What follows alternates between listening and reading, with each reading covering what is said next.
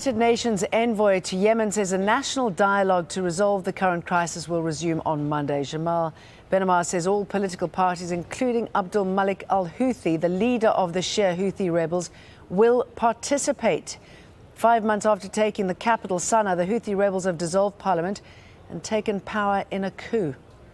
United Nations chief is calling for the former Yemeni President Abdurabu Mansour Hadi to be returned to power. The situation is very, very seriously deteriorating, with the Houthis taking power and making this government vacuum in power. There must be a restoration of legitimacy of President Hadi's. We have to address this one through all the Security Council and GCC initiatives.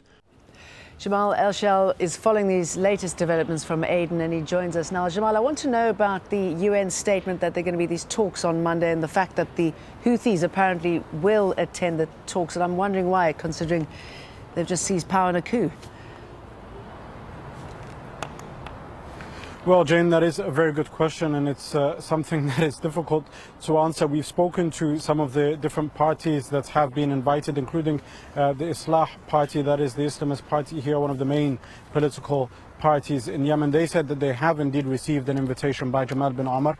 They haven't given him a final decision, but their inclination is to attend these discussions. However, they have conditions, and those conditions are that these would be resumption of the negotiations that were kick-started prior to the coup announcement, prior to the Houthis announcing on Friday that they were the country's new leaders. But then that poses the question, then why are the Houthis going if that condition is going to be met? And this is where actually the real story is. It appears that there is a lot of mistrust amongst some of the political parties that we've spoken to with regards to the role of the United Nations envoy bin Omar. They say that he has failed so far as an envoy. He's failed in ensuring that there is this peace and participation program that was kick-started after the Houthis had sent their fighters and controlled Sana'a several months ago, and therefore they don't really have a lot of hope in him that he would be able to succeed this time. So a lot of people will be waiting to see if actually they sit round a table on Monday. Maybe that would be something that would be hailed by the United Nations as some sort of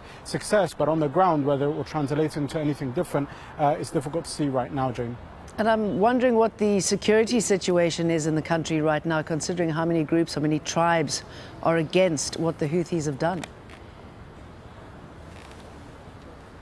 Well, yes, and I mean, that security situation varies from one place to another and depends on whose guns are where exactly. In Sana'a and the north, Saada, places like that where the Houthis are firmly in control.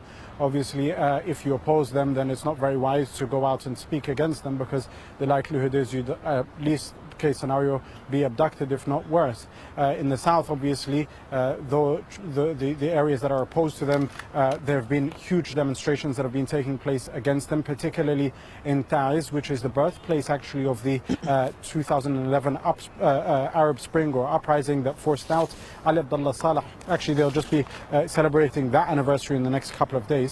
So it really does depend where it goes. But the anti-coup demonstrations are actually continuing in several cities across the country. Thank you for that, Jamel.